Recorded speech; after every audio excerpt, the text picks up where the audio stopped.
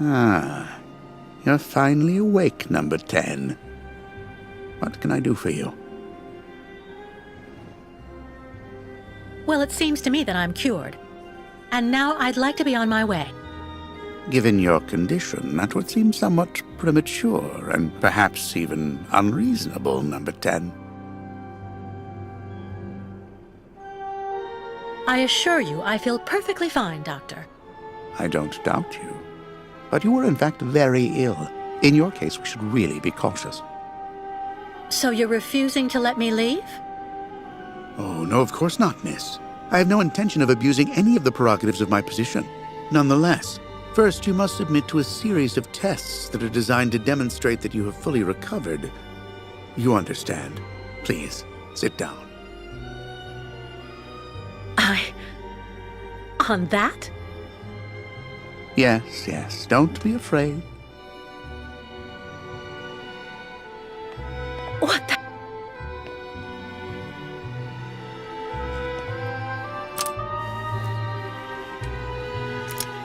Don't worry about these restraints. Merely a simple formality that's part of the protocol that Dr. Olga, our supervisor, has implemented.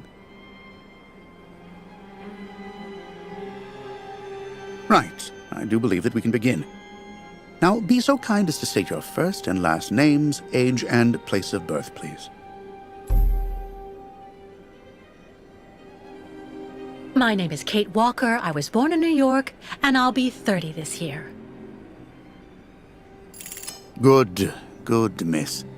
Up until now, my device would seem to corroborate what you say. You're using a lie detector?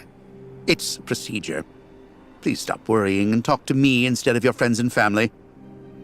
Are you on good terms with them? No, I cut off with them. I haven't had any news from my mother for weeks.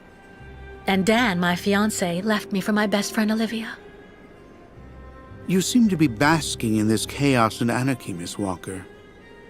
Is this inclination for disorder connected to this Hans Vorarlberg and Oscar? You spoke about them at length while you were delirious.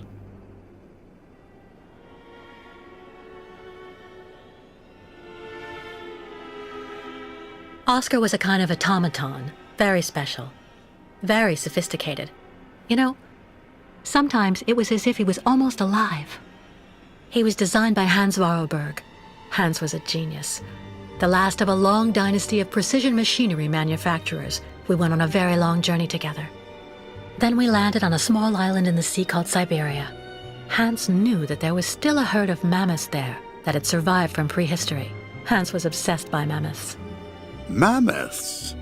Imagine that. It's a strange story, I admit, but I assure you it's the truth, Doctor.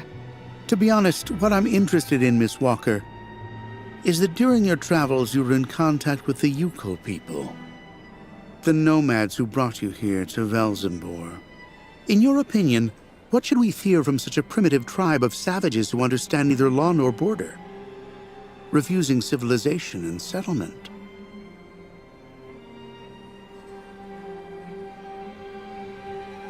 I think, Doctor, that the Yukols live in harmony with nature, time, and space. They have no real reason to change the way they live. Now that is an example of typical American idealism. Maybe you should go back to New York right away. I'm sure your brilliant ideas will be justly appreciated there.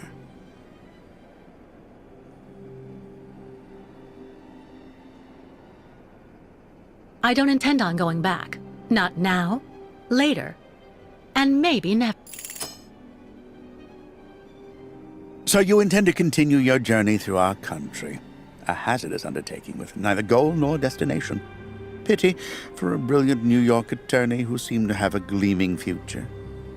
That's not for you to decide, Doctor. For the rest, I think I've demonstrated throughout this interview that I present no psychological after effects from my injuries. I would therefore like you to authorize my release now. Of course, of course.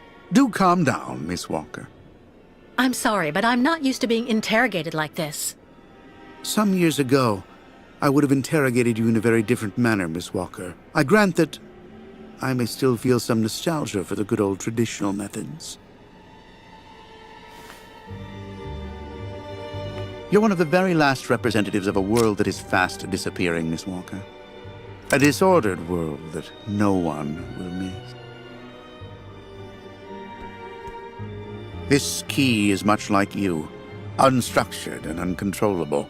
If you're able to find a way to use it to leave this floor, then you shall have proved that you are permanently cured. I would like to get my things back before I leave. You will find them there.